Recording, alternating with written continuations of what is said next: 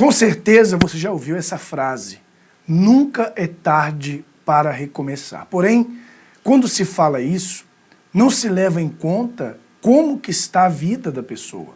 Porque há pessoas que estão agora e quando ouvem essa frase, nunca é tarde para recomeçar, ela já tem os seus 50 anos, já foi casada várias vezes, já teve filhos de 1 ou 2 relacionamentos e nesse momento está sozinha porque o casamento acabou por conta de traição, agressão, por conta, muitas vezes, até da perda do cônjuge.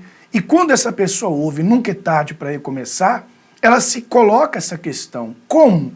De que maneira? Porque olha como está a minha vida. Está em pedaços, está um trapo. E talvez você que está acompanhando o programa do Luxemburgo de hoje, você tem feito para você essa mesma pergunta. Será que tem como eu recomeçar depois de tantos anos de sofrimento? Será que tem como eu encontrar a felicidade amorosa, mesmo tendo estado casado, casada, várias vezes, tendo filhos de vários relacionamentos? Será que alguém vai me querer assim? O programa de hoje está aqui para lhe provar que sim.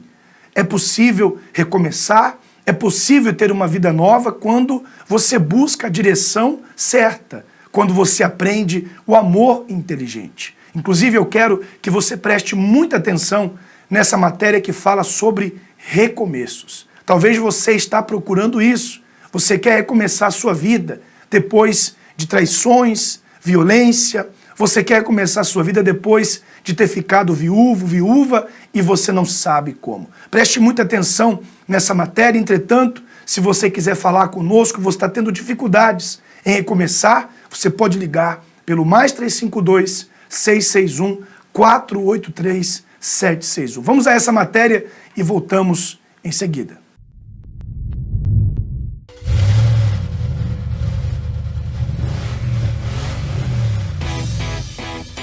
Isto da vida é como uma estrada. E você, no início, vai afincar bem o pé no pedal, mas não vai conseguir manter sempre essa força. Sabe porquê? Vêm as curvas, vêm as contracurvas, vai ter de reduzir a velocidade e tantas vezes vai ter de travar a fundo. E voltar para trás? Está disposto a voltar para o início da estrada? A troco de nada, pensa você. Somos seres vulneráveis, pedaços de carne, mas nenhum de nós tem a mesma trajetória, nenhum. Mas todos, mesmo não querendo, sabemos que o recomeço faz parte da vida.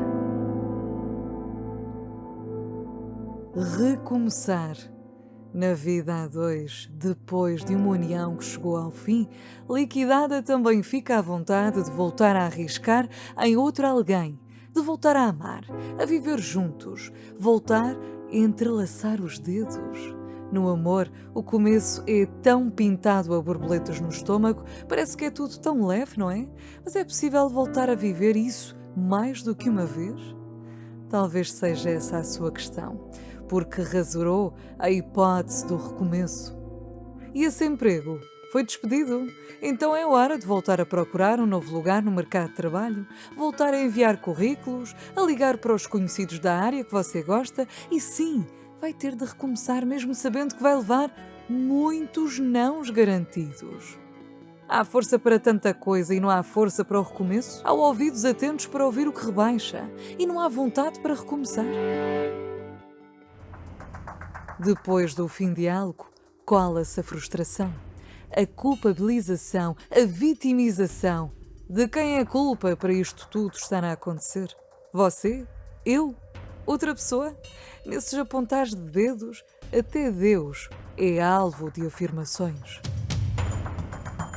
Tudo porque um dia a escolha não foi a melhor. Quem aprecia a leitura de um jornal consegue olhar para cada manchete e compreender para além dos títulos. Hoje vemos que há quem sim aceite o desafio de recomeçar. No amor, Os últimos dados do Instituto Nacional de Estatística também falam que 36.980 casamentos foram celebrados. E destes números, olhe que certamente que alguém voltou a acreditar no recomeço de uma bonita história de amor. E a idade? Quantos anos é que tem? Sabemos que a idade não se pergunta, mas também não é sinónimo de deixar algo para depois ou para nunca mais. Veja só que, aos 79 anos, Fernando Pereira tornou-se no português mais velho da Universidade do Minho a concluir a licenciatura em Engenharia Têxtil.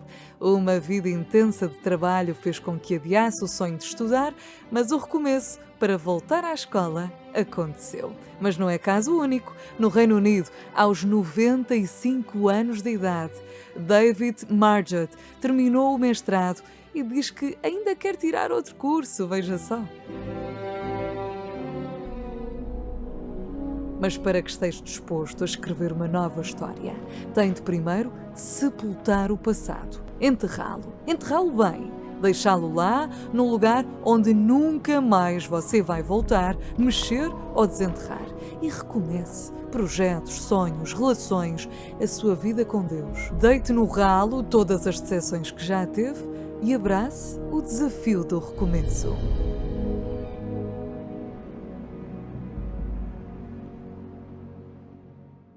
Muito interessante, né?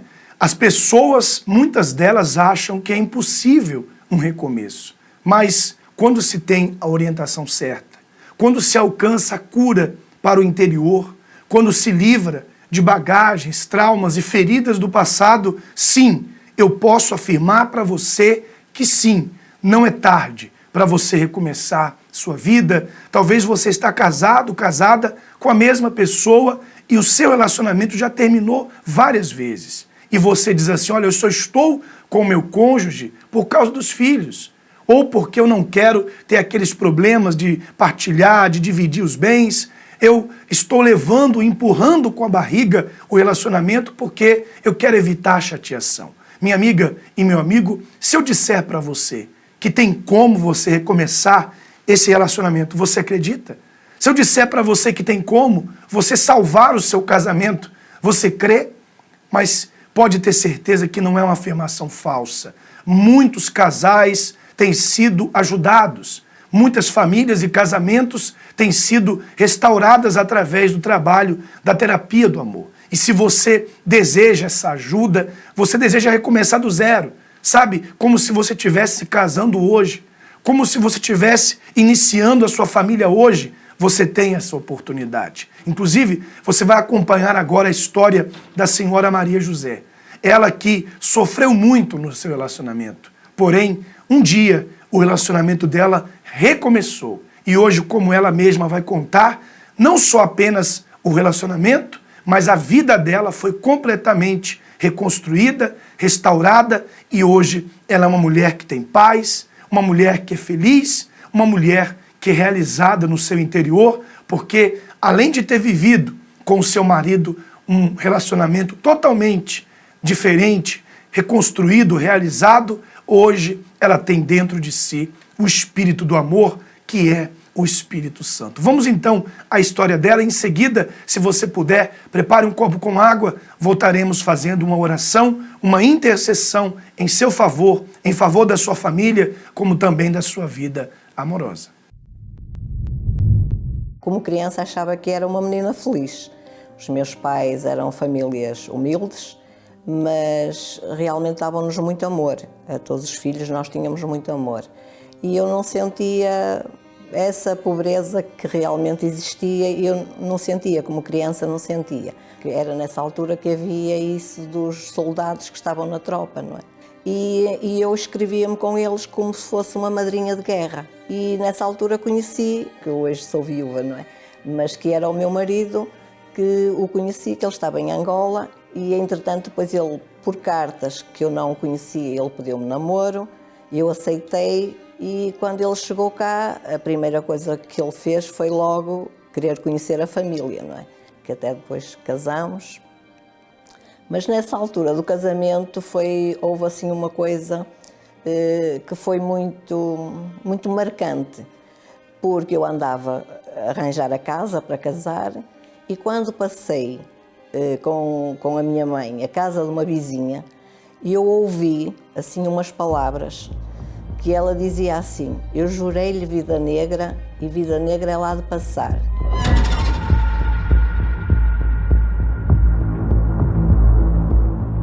Aquelas palavras foi como se me entrassem dentro de mim e aquelas palavras ficaram.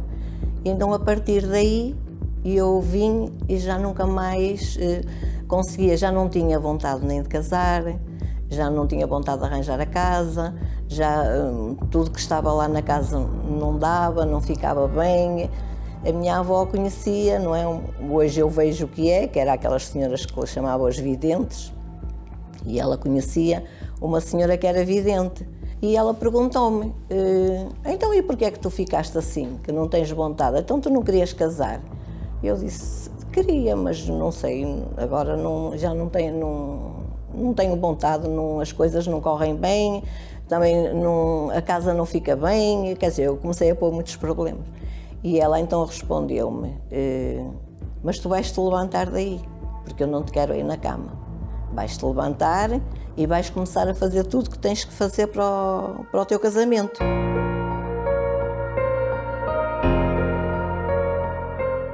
Depois daí casei, veio o meu primeiro filho e lembro-me naquela altura que o menino ficava ali na caminha, não é?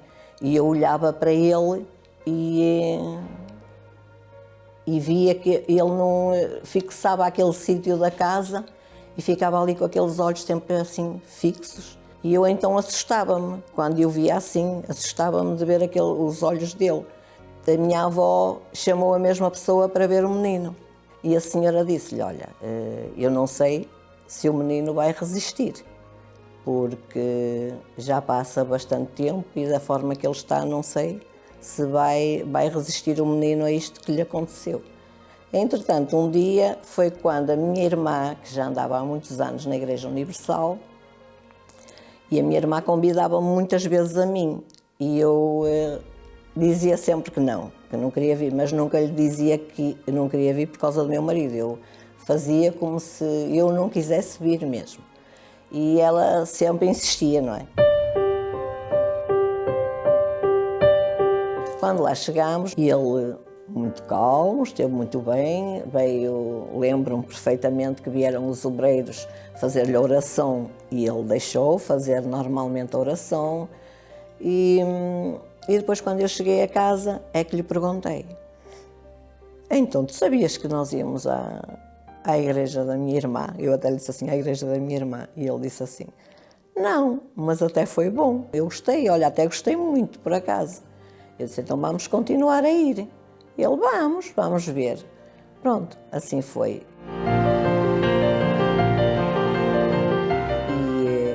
E andei assim sempre com ele, vinhamos sempre os dois, sempre. Só que um dia, pronto, aconteceu, foi assim um acontecimento que aconteceu, porque ele foi chamado, fizeram-lhe uma proposta para ele vir embora, e ele naquela altura aceitou a proposta, veio embora.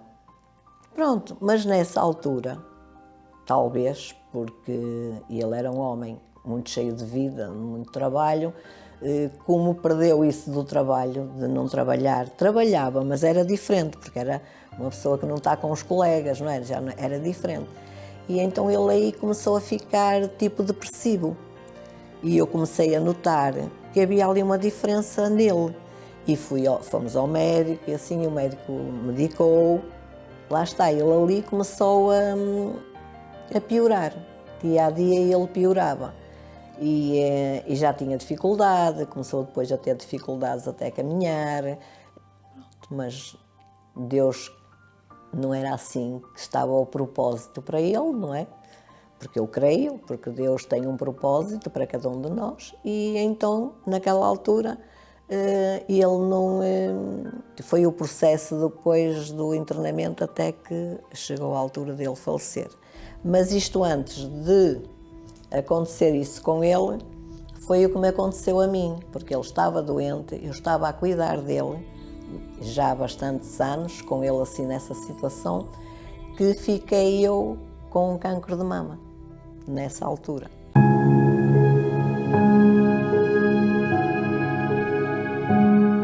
Então aí a luta foi maior, não é? O médico disse-me logo, a senhora tem que ir já para começar as químios e fazer os tratamentos, porque já está muito avançado e está grave, é muito grave.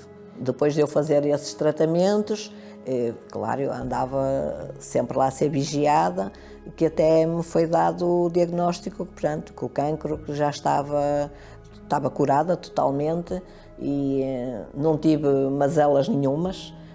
Elas pensavam que eu ia ficar com o braço porque atingiu a parte do braço, que eu nem o conseguisse levantar, mas não afetou em nada, o braço levanta normalmente como antes, que eu não tive nada, portanto, estou curada totalmente.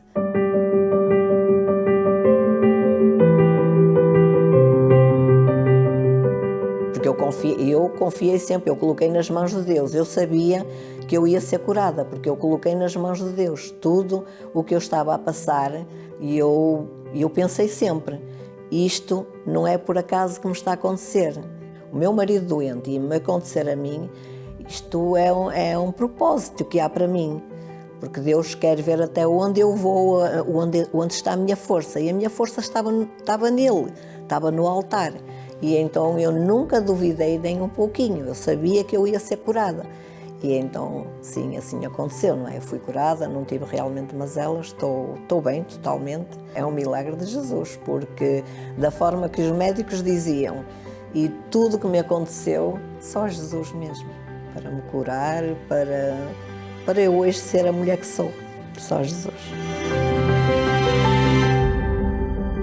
Mais uma história que prova que sim, é possível recomeçar quando se livra dos traumas, das tristezas, quando tem uma reconstrução, um recomeço interior também. A senhora Maria José é a prova disso e você também pode experimentar o mesmo na sua vida. Se você tem o seu copo com água, vamos agora entrar em oração e pedir a Deus em favor da sua vida, da sua família, da sua vida amorosa. Neste momento, vamos unir a nossa fé. Vamos falar com aquele que tem o poder de nos abençoar. Porque Ele é Deus.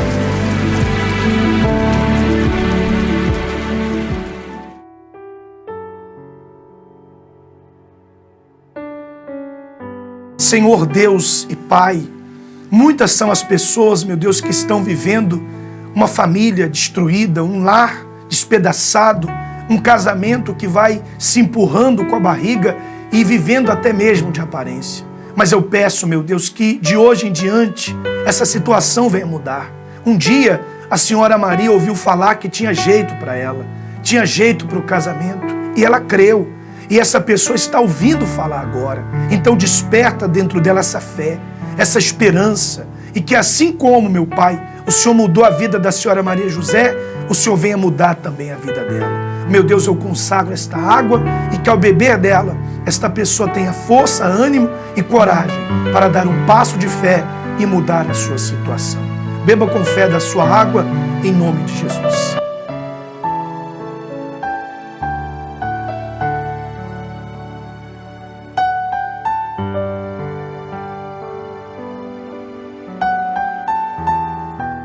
Olhe para mim. Hoje, então, quinta-feira, daqui a pouco, 19h30, você pode participar da palestra da Terapia do Amor. Essa reunião que é gratuita. Você pode vir, se quiser falar conosco, você pode chegar um pouco antes ou após a reunião, estaremos lhe atendendo, tá bom? E não esquecendo, no mundo inteiro, amanhã, sexta-feira, estaremos realizando o combate ao olhar invejoso. Você já foi vítima desse olhar invejoso? Pessoas que olharam para o seu carro depois de algum tempo você teve acidente. Pessoas que disseram para você, eu queria ter a sua alegria, a sua motivação, e de uma hora para outra você caiu doente. Você com certeza foi vítima desse olhar invejoso. E se a inveja causou ou tem causado problemas a si, eu quero lhe propor um desafio. Porque amanhã, sexta-feira, no Centro d'Accueil Universel, nós vamos ter esse grande combate à inveja, ao olhar invejoso. Seja você católico, evangélico, espírita, independentemente da sua religião, você quer ser livre desse olhar invejoso? Então esteja conosco. Aqui em nossa sede nacional, 4 Place de Strasbourg, às 10, às 15, 18 e também 20 horas. Nós estaremos ali em Ettelbruck, número 7, Rue Prince-Henri, bem próximo à estação de trens ali de Ettelbruck. Também às 10, 15 e especialmente 19 horas e 30 minutos. Se você então quiser mais informações, pode ligar mais 352 661 483 761. Nós ficamos por aqui. Uma excelente continuação a todos. Aguardamos por você.